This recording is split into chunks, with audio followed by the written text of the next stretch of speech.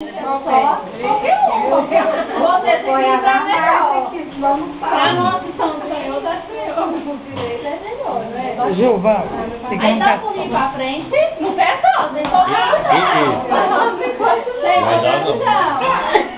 pulinho pra direita, nem para o outro no chão. Um pra esquerda. Não, isso é muito difícil. Tem uma vez que não, boladinha. Isso. Pronto, acabou, tá vendo?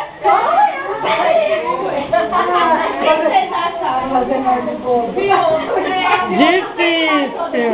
Eu achei que eu ia dar conta, mas é difícil, não é? É difícil. Eu achei que eu não ia ter Então, tá vendo, Cachorro? Foi difícil? Foi, né? Foi. Vocês viram que é difícil? Foi, chamar. Foi. A gente ficar no Não, é muito difícil. é muito difícil. Sem uma ajuda, né?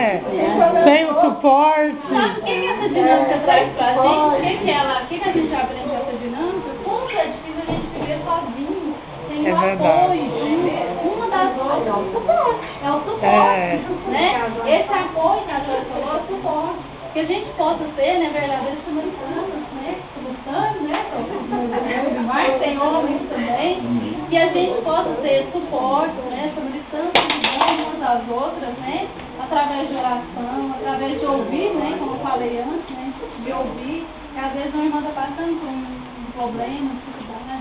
Que a gente possa saber ouvir, saber falar, né? De orientação para Deus. Que às vezes simplesmente ouvir o que a irmã está falando já ajuda a pessoa, né? Então ela fala assim, ó, a dinâmica, não podemos viver com o nosso individualismo, porque podemos cair e não ter força para levantar sozinhos, né? Por que ficarmos sozinhos se temos um ombro amigo, um irmão do nosso lado, né? Que a gente possa aprender isso mesmo, né? Primeiramente colocar Deus, né? Porque o nosso suporte maior é o Senhor.